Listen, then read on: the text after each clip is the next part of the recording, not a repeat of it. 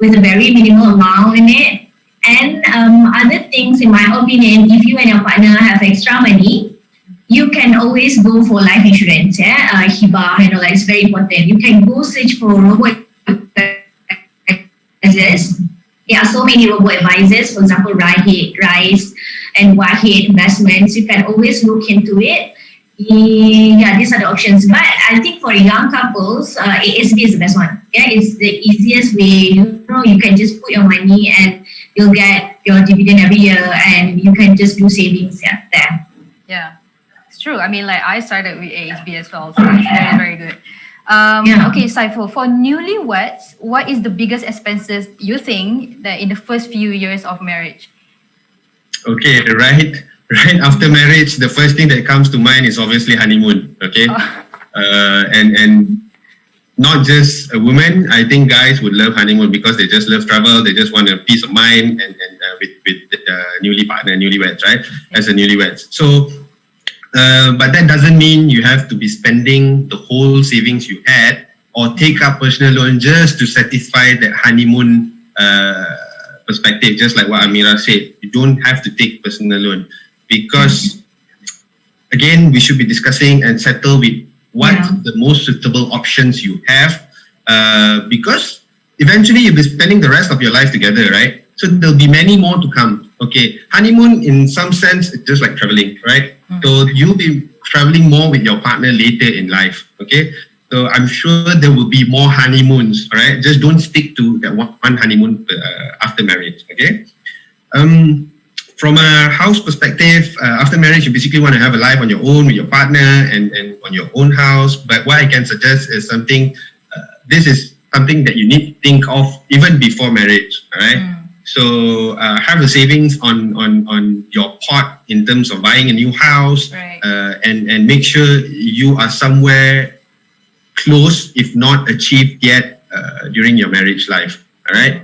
So as my personal experience is just like I'm buying a house as well, so it's double the commitment for me in terms of spending for house, spending for my marriage. So it's a double commitment. So what I can suggest to people is basically have this upfront. All right. Right. So again, like when you step into that marriage life, there's a lot of there's so big expenses gonna incur, right? So how do you suggest for young couples or maybe couples before marriage to save money for their big expenses? Maybe we go to Saiful and then afterwards Amira. Okay, sure. In terms of saving money beforehand, right? I just mentioned earlier a portion. Just make sure a portion of your salary goes into an account of marriage or big investments, right? So as you do this, you'll have a consistent saving, and also as years goes by, your salary will definitely be increased, and you have a larger portion in terms of saving.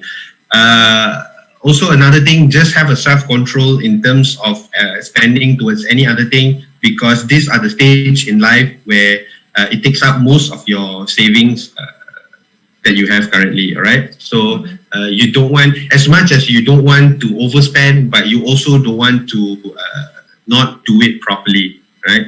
So in terms of savings, again, salary or whatever bonus you have, or side incomes that you have, or your part-time job that you have, do a portion or make it into a pot that saves for your marriage in the later life. Right. So yeah, Amira, maybe your thought, because like women in nature like shopping, right? So what do you think about catering these big expenses? Yeah. Big purchases. Okay, for me, big purchases is buying a house or a car, things like that. Okay, I think in my opinion, I think you guys really need to start early. Like what Saiful said just now, you need to put aside all your money for your savings, aside your bonus and all, or your part-time jobs income. You really need to put aside money. Okay, because buying a house or a car or other big purchases is not easy. You really need to check your financial stability. Okay, most important thing is you and your partner need to come out with like I said before, a reduction debt plan. Okay, it's very important. In case there are any other commitments that you need to cut off, you need to cut off. Okay, work on paying off your debts first, And budgeting is very important. Like I said before, it's very important. And as for me and my husband, what we did last time, we invest on ASB. We do our savings there. We put all the money for savings there. And we really look into our credit score health. Credit score health is very important. Actually, we just submitted our loan to buy a house. What we did was we do joint loan. Sometimes you need to do this in order for future planning. Right. You know, but you and your partner really need to have a very good credit score. Actually, we need to do it as well. So yeah, it's very important to have a good credit score, pay on time and all. Yeah. Mm-hmm. So I think you were talking pretty much more on the self-control, right? So before you're going for the big purchase. I mean, this is a very interesting topic for sure. And now that we are at our last question, so Saiful and Amira, what advice that you can give to the young couples out there before they embark to their marriage journey? Okay, number one, have your financial planning, right? So list out whatever things that you have to plan upfront. Okay. Secondly, plan your wedding properly. Don't do last minute stuff. Last minute is going to cost you 1,000 more expensive, right? Yeah. Three is obviously set an expectation. Okay, setting expectation is quite difficult because you got to understand both parties' expectations. So try not to overly expecting something, but also try not to lower down your expectations too much. All right. So have a balance of this setting of expectations and make sure both are comfortable. All right. Again, repeating myself, start early in terms of house, insurance, investments, and in marriage, because that is what's going to help you later in the future stage. And we want to avoid any difficulties after marriage. All right. Plan it out early, plan it out very carefully, because this is very much important stage in your life. Yeah, right. Okay. So Amira, you've been 3 years in a marriage journey. So yeah, your few cents maybe.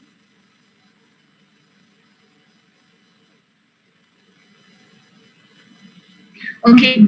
Let's say we've all been in a relationship, and money plays a huge part, right? So money between two people can be real hard if both party don't know how to handle it. You know, it leads to fights and arguments, right? Dia tak boleh satu kurang. You cannot run a family like that. Dia tak boleh kalau banyak sangat duit tapi there's no love, you cannot. You pun tak seronok juga. If there's only money, kalau love je duit pun tak ada pun tak boleh. There's future planning involves money, okay? And at least one partner must know how to balance these two. I am aware, but bear in mind that you also have to allocate some of your money for your savings. You know, let's say if anything happens after your wedding ceremony, you know, you need to have the emergency funds. Yeah. Yeah. Okay. Thank you, Aida. Okay, and that's all for our session today. Thanks both Amira and Saiful for sharing your advices and experience with us. I hope this session drive you and your partner or potential partner towards achieving financial stability together as a couple. So moving on, now we are ready to win a gaming chair. To answer all you have to do is type down your answer in the Q&A in the box here on Zoom. So remember, please do not select answer anonymously when you want to submit your answers. So surprise, only the 12% to answer correctly in the chat will walk away with this awesome game. Now, let's have Saiful to give us the question. Saiful. Okay, here's the question. What are the 3 biggest expenses in the first few years of marriage?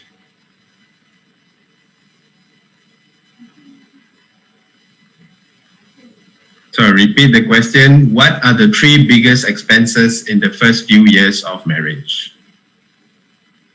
Right. Do we have a winner?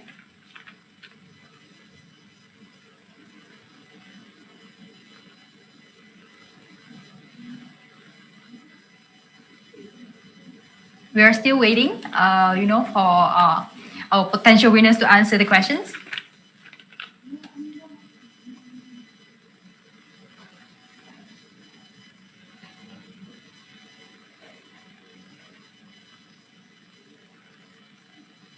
So do we have a winner yet?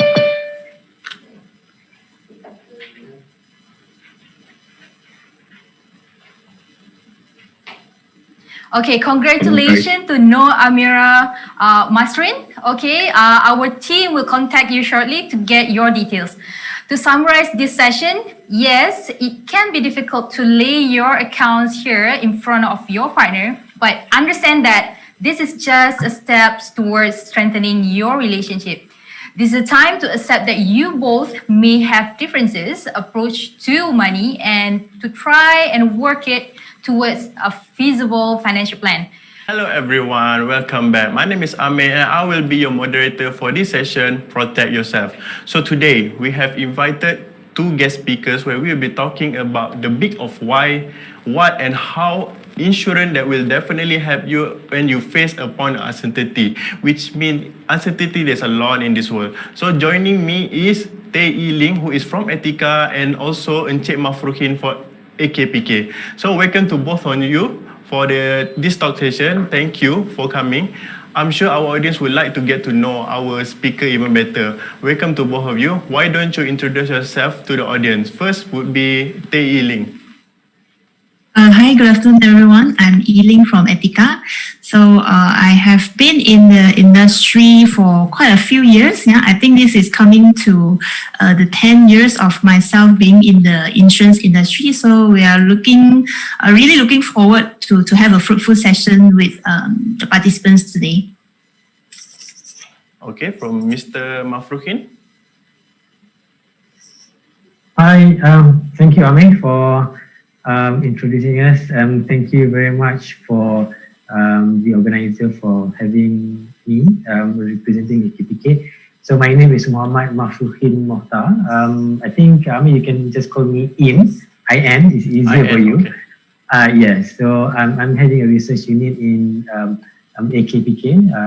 Research unit is falls under Financial Education Department, where we are giving financial education department to public.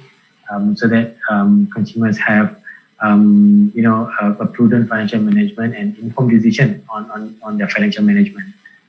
I would be honored to have to be in the discussion, and yeah, looking forward for the fruitful discussion. Okay, thank you for the introduction. So for our audience, so today, for this session, we are giving one free car dash cam, also 1 year worth of PA to one lucky participant. Okay, if you want to win the prizes, make sure you tune into this talk and we will tell you how to win these awesome prizes at the end of our session. Okay? So without further ado, let's start our session. So first, this question is open to both Tay Yi Ling and also Mr. In. So most of the youth nowadays are often confused about which insurance to take.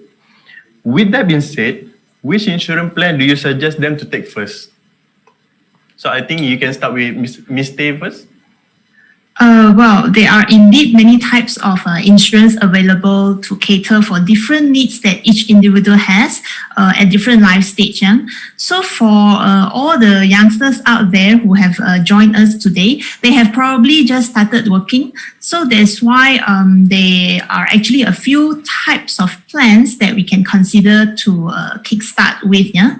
Firstly, it will be a term plan, a term life plan which covers merely on death and total permanent disability. So that is actually to ensure that our families are taken care of if unfortunate events happen to us. Secondly, we can also consider taking up a medical plan, or rather, you often hear people talking about a medical card. Yeah, that is also important. And a note to take for medical plan is that the earlier we buy, the cheaper the premium will be because of our age and our health system. Yeah. And thirdly, for those who travel quite a bit to work, especially when you are taking a motorbike, you are taking public transport, I would suggest that a personal accident plan will then be very important. Okay, if there anything you want to add, Mr. In? If there any other type of insurance that you think is kind of necessary for the young people now? Okay, I'm echoing with what the Mr. just saying just now, on the term life plan, death, medical plan, as well as PA. From the financial advisor point of view, we are always looking into the needs of the insurance, based on your situation, based on your position and condition. So if you think that, but your question is, what is the most appropriate insurance, type of insurance that youngsters should look into? I would suggest, like Mr. suggested just now, we're looking into a medical, like for example, the premium, if you take during your young days, is actually a cheaper premium, because you don't know when you will have a disease. So by then, maybe in the next 10 years or next 20 years, when you have your disease, that you are not eligible anymore for that medical health. So I think it also suggested that you want to consider the medical health insurance. Yeah. Okay, for the second question, this is direct to Mr. In actually. So as a financial advisor yourself, what can you observe or say about the youth that are taking up insurance nowadays? I believe insurance is kind of a taboo topic that some people might back away whenever we talk about insurance. So what do you think about the youth that are taking up insurance nowadays? When we're looking at the life insurance penetration rates, actually it has been hovering around about maybe 54% for the past 5 years. After admitting multiple ownership of life insurance or takaful policies, these figures reduced to 41% somehow insured population. So out of this, only 4% of households in the lower income group has some form of life insurance or takaful cover. But in terms of youth penetration rate, I think I don't have the data, but looking from the observation that we observed, the awareness on the life insurance among youth, among youngsters nowadays, I would say is increased compared to those days, because now we are actually open for social media, where knowledge is actually on your fingertips. You can look at what are the products of insurance, what they are, and how they can buy, and or how they can opt for the best medical insurance or insurance. So, and we also have doing our efforts in terms of giving awareness to youngsters on insurance, and we have a personal financial management in universities, and also Liam and some of the insurance company also doing an awareness campaign targeting the youngsters. So I think the awareness is high. It's just that the amount of salary that they have may give some, hinders them to get the insurance, because maybe in terms of spending and also their financial planning is actually influenced whether or not they are actually getting the insurance. Okay, so basically we have to agree that nowadays financial planning is what people are actually, not to say lacking, but a lot of mismanagement of the financial. So to the third question, which is to the mistake actually. So I think when we are younger, insurance is a very scary topic for us actually, where people never see what's actually insurance do, because we never actually see the product itself. So, and to add about that, not many people understand that that's actually insurance is just not about life, it's not just about whenever you accident you get insurance. It's actually the various type of insurance. So can you tell us more about the type of insurance that are available to the majority of the people? There are really quite a few types of insurance available around. So we can actually categorize them into life and also general. So for life, it is actually to cover a human being. Yeah, it may be covering our life. It may be covering when it comes to medical or personal accidents. Yeah. So another types of insurance that we often hear about is general insurance. And so general insurance also we have a few categories. Yeah. So I think the most common one that we have been hearing will be motor insurance for our vehicle, and also personal accident plan that is purely to cover accidental injury and accidental death or disablement. And other than that, we also have the difference between a traditional plan as well as investment linked plan. So traditional plan will be those plans which provide pure coverage. There is no investment or saving elements. So in other words, in layman terms, a traditional plan is that you pay me the premium and I'll provide you with the protection. That's all. Yeah? Whereas we often hear about investment linked plan, that is where the protection plan actually comes with investment element in it. It means a portion of our premium will go into investment and the policy will then accumulate cash value for us. Yeah. So in this type of investment linked plan, there is also sometimes flexible for us to add on different riders. For example, we often hear about medical card rider 36 or 39 or even 68, critical illnesses, and so on. So those are a few more common types of insurance that's available in the market actually.